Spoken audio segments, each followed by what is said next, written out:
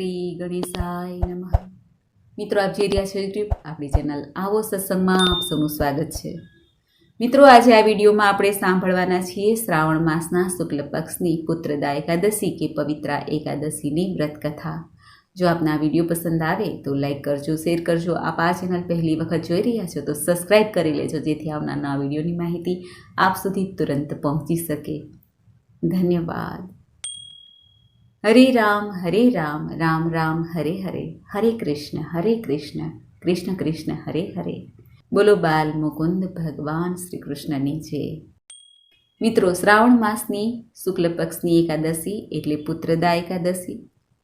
પુત્રદા અર્થાત સંતાન સુખ આપનાર। સંતાન સંબંધી કોઈ સમસ્યા હોય તેને દૂર કરીને પ્રભુ કૃપાથી વંશવૃદ્ધિ થાય છે। આ એકાદશીને પવિત્રા એકાદશી પણ કહેવાય છે। પવિત્રા કે જે 365 તારના પવિત્રા ભગવાનના શ્રીચરણોમાં અર્પિત કરાય છે અને આખા વર્ષની સેવા પ્રભુ સ્વીકાર કરે એવી પ્રાર્થના કરાય છે। બીજે દિવસે પવિત્રા બારસ હોય છે, ત્યારે ગુરુદેવના શ્રીચરણોમાં પવિત્રા ધરાવાય છે। આજે એકાદશીનું વ્રત ક્યારે શરૂ થાય છે તે પહેલાં આપણે જાણી લઈએ મુહૂર્ત। શ્રાવણ માસના શુક્લ પક્ષની એકાદશી તિથિ પ્રારંભ થાય છે 22 અને 23 ઓગસ્ટ 2026ની રાત્રિએ 2 વાગ્યાની આસપાસ। જે આ તિથિ પૂર્ણ થાય છે 24 ઓગસ્ટ 2026 વહેલી સવારે પરોઢીએ બ્રહ્મ મુહૂર્ત કહેવાય છે, ત્યારે 4:18 આસપાસ। આમ જોઈ તો એકાદશી સૂર્યોદય તિથિ પ્રમાણે થાય છે, એટલા માટે આ બંને તારીખમાં સૂર્યોદય આવતો જ નથી। એટલે કે જે 22 અને 23ની રાત્રિએ 2 વાગ્યે એકાદશીની તિથિ પ્રારંભ થાય છે, જેમાં સૂર્યોદય પણ ઘણો દૂર છે અને દસમની તિથિ યુક્ત પણ રાત્રિ છે। એટલા માટે આ એકાદશીને સ્માર્ત એકાદશી કહેવાશે, જે ગૃહસ્થો આ વ્રત કરી શકે છે। અને જે વૈષ્ણવ એકાદશી કહેવાશે, જે સૂર્યોદય તિથિ પ્રમાણે ગણાશે, તે છે 24 ઓગસ્ટ 2026ની સોમવારની જે એકાદશી પડે છે તે શુભ મનાય છે। વૈષ્ણવો તથા સાધુ સંતો માટે આ એકાદશી ઘણી ઉત્તમ છે। જો કે ઘણા 23 તારીખે એકાદશીનું વ્રત કરવા માંગે છે, ઘણા 24 તારીખે એકાદશીનું વ્રત કરવા માંગે તો સૌની માન્યતા પ્રમાણે આ વ્રત કરી શકે છે। હવે આપણે જાણી લઈએ કે જો આ બંને એકાદશીનું વ્રત આવે છે તેમાં પારણ ક્યારે કરવું। જે ભક્તો 23 ઓગસ્ટ 2026 સૂર્યોદય તિથિ પ્રમાણે જો એકાદશીનું વ્રત કરવા માંગતા હોય ત્યારે રવિવાર આવે છે, ત્યારે પારણાનું શુભ મુહૂર્ત છે 24 ઓગસ્ટ 2026 બપોરના લગભગ 1:41 થી 4:15ની આસપાસ। કારણ કે રાત્રિના 2 વાગ્યે એકાદશીની તિથિ પ્રારંભ થાય છે, એટલે હરિવાસર સમય સમાપ્ત થાય પછી જ પારણ થાય છે, એટલા માટે બપોરના સમયે પારણ કરવા। જે ભક્તો 24 તારીખે એકાદશીનું વ્રત કરવા માંગે છે તેઓ પારણ કરે 25 ઓગસ્ટ 2026 વહેલી સવારે લગભગ 5:55થી લઈને 6:20ની આસપાસ। દ્વાદશી સમાપ્ત થાય એ પહેલાં એકાદશીના પારણ થઈ જવા જોઈએ, એટલા માટે દ્વાદશી અર્થાત બારસની તિથિ સમાપ્ત થાય છે સવારે 6:20, ત્યાં સુધીમાં પારણ કરી લેવા જોઈએ, પછી 13ની તિથિ લાગુ પડી જાય છે। આમ એકાદશી બંને તિથિએ પડે છે।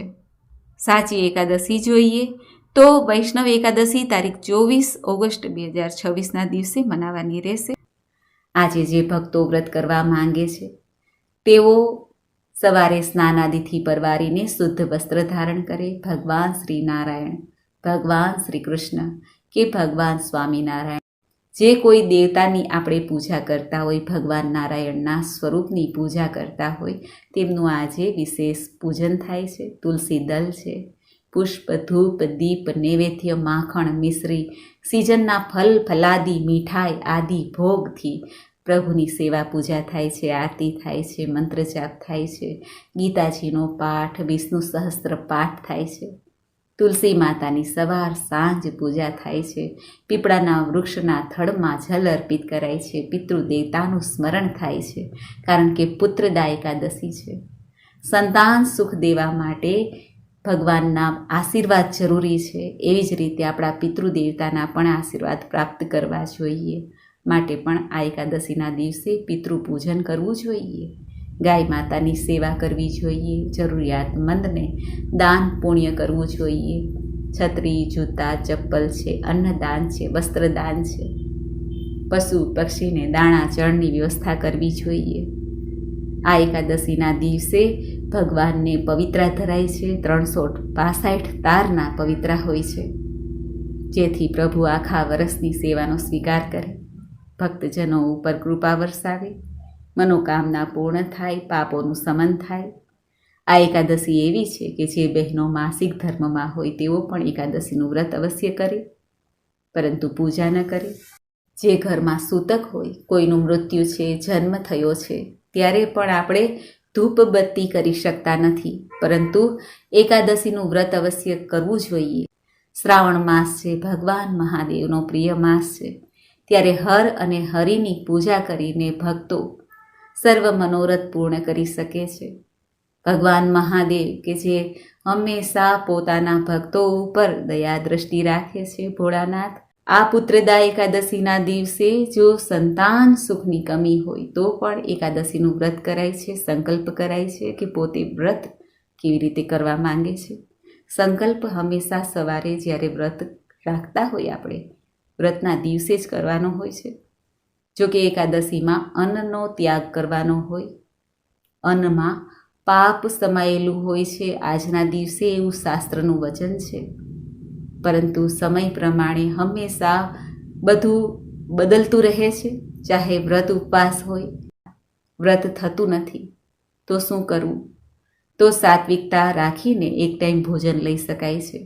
રાંધેલો ભાત છે, લસણ ડુંગળીનો ત્યાગ કરવો, વ્યસનનો ત્યાગ કરવો, નિંદા કુથલીનો ત્યાગ કરવો અને પ્રભુ ભજનમાં સમય પસાર કરવો. ઉપવાસનો અર્થ અત્યારના સમય પ્રમાણે આપણે કરીએ તો ભગવાનની નજીક રહેવું. ઉપ અર્થાત પ્રભુની અને વાસ એટલે વસવું, પ્રભુની નજીક વસવું એટલે ઉપવાસ થાય છે. કારણ કે અમુક તિથિ એવી છે જે તિથિમાં વ્રત કરવાથી મનુષ્યના સમસ્ત પાપ નષ્ટ થાય છે, જીવન મૃત્યુ સફળ થઈ જાય છે. તેમાં છે અંગારકી ચતુર્થી, સોમવતી અમાવસ્યા, બુધાષ્ટમી અને એકાદશીની તિથિ. તે ખૂબ જ લાભ પાવીને જાય છે. આ તિથિઓમાં જે લોકો મંત્ર જાપ કરે છે, દાન પુણ્ય કરે છે, પવિત્ર તીર્થોમાં જઈને દર્શન કરે છે, શ્રાવણ માસના શુક્લ પક્ષની આ પવિત્રા કે પુત્રદા એકાદશીના દિવસે ભગવાનને પોતાના હાથથી પવિત્રા બનાવીને ધરાવાય તો ઉત્તમ લાભની પ્રાપ્તિ થાય છે. બીજે દિવસે બારસ હોય ત્યારે આ એકાદશીના પારણા કરાય છે. પારણામાં બ્રાહ્મણોને સીધું સામગ્રી આપી શકાય છે, દાન પુણ્ય કરી શકાય છે, પશુ પક્ષીની સેવા કરી શકાય છે. આમ આ એકાદશીનું ઘણું મહાત્મય છે. મિત્રો, તો આપણે સાંભળ્યું પુત્રદા કે પવિત્રા એકાદશીના મહાત્મય વિશે, વ્રત વિધિ. હવે આપણે સાંભળીએ આ એકાદશીની વ્રત કથા. બોલો જગતગુરુ ભગવાન શ્રી લક્ષ્મીપતિ નારાયણની જય. ધર્મરાજ યુધિષ્ઠિર એક વખત ભગવાન શ્રી કૃષ્ણને કહે છે, હે પ્રભુ, તમે હવે મને શ્રાવણ માસના શુક્લ પક્ષની એકાદશીની કથા સંભળાવો. આ એકાદશીનું નામ શું છે, તેની વિધિ કઈ છે, તે સર્વ કાંઈ કહો.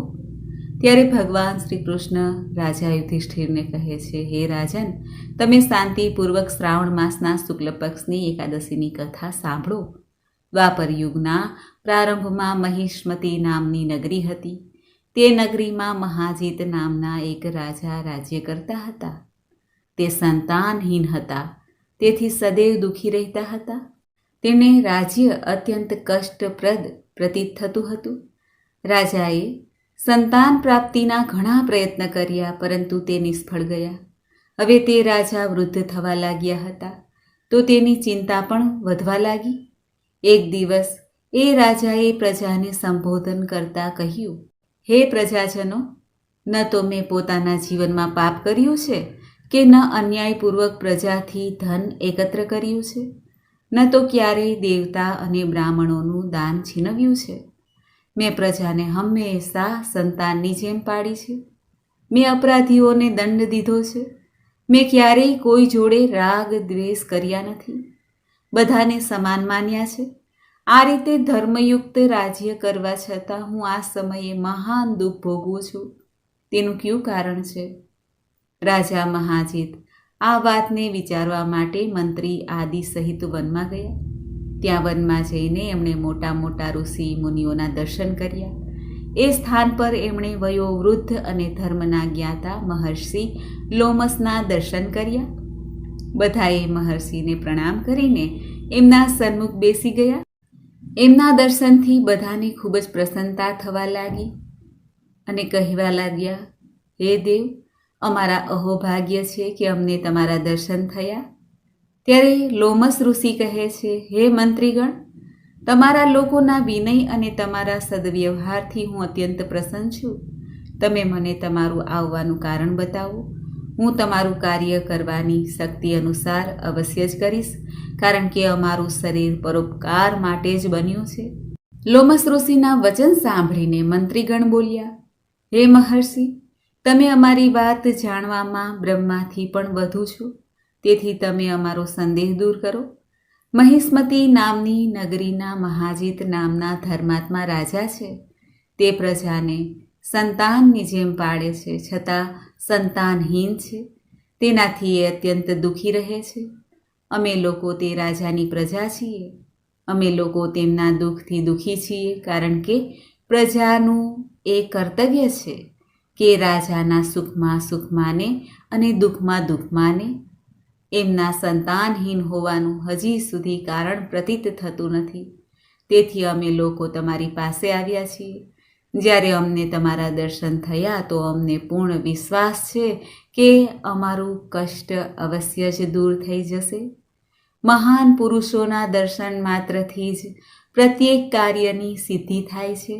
તેથી હવે તમે અમારા રાજાને સંતાન થાય એવો કોઈ ઉપાય બતાવો.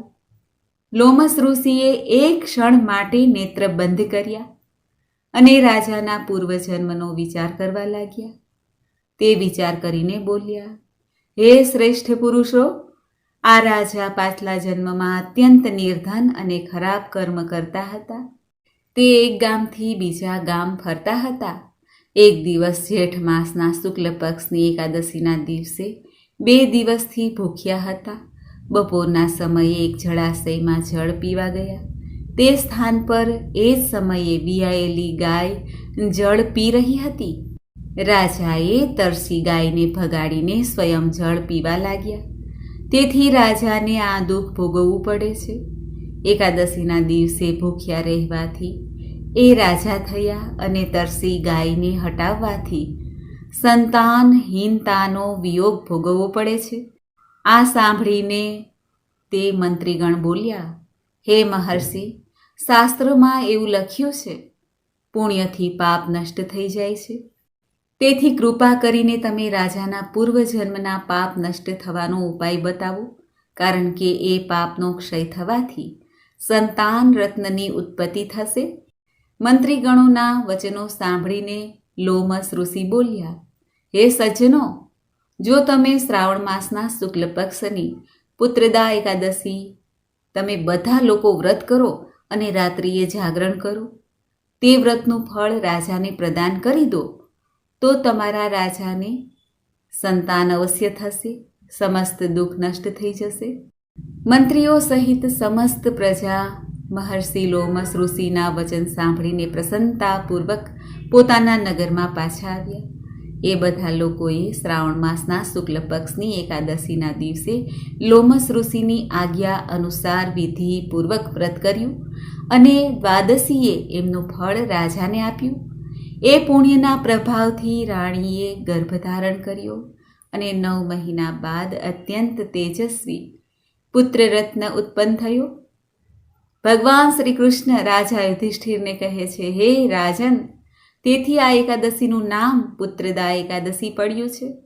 જે મનુષ્ય સંતાન રત્ન પ્રાપ્ત કરવા ઈચ્છે છે તેને આ એકાદશીનું વિધિપૂર્વક વ્રત કરવું જોઈએ. આ વ્રતના પ્રભાવથી આ લોક પરલોકમાં સ્વર્ગ મળે છે. જે મનુષ્ય આ એકાદશીનું મહાત્મય સાંભળે છે, આ લોકમાં સંતાનનું સુખ ભોગવે છે, મરણ પછી સ્વર્ગમાં જાય છે. એવી રીતે ભવિષ્ય પુરાણમાં શ્રાવણ માસના શુક્લ પક્ષની પુત્રદા નામની એકાદશીનું મહાત્મ્ય કહેલું છે. બોલો લક્ષ્મીપતિ નારાયણની છે. તો મિત્રો, આપણે સાંભળી પવિત્રા કે પુત્રદા એકાદશીની વ્રતકથા, મહિમા. મને આશા છે કે આપને આ વિડીયો જરૂર પસંદ આવ્યો હશે. ભગવાનને આજે પ્રાર્થના કરીએ કે હે પ્રભુ, અમારા વંશની, અમારા સંતાનની રક્ષા કરજો. શાંતાકારમ ભુજગશયનમ પદ્મનાભમ સુરેશમ વિશ્વાધારમ ગગનસદૃશમ મેઘવર્ણ શુભાંગમ લક્ષ્મીકાંતમ કમલનયનમ યોગીભીર્ધ્યાનગમ્યમ વંદે વિષ્ણુ ભયહરમ સર્વલોક એકનાથમ. બોલો સર્વે લોકના એક જ નાથ ભગવાન લક્ષ્મીપતિ નારાયણની જય. મિત્રો, મને સાંભળવા માટે ધન્યવાદ. આપ સૌને મારા જય શ્રી કૃષ્ણ.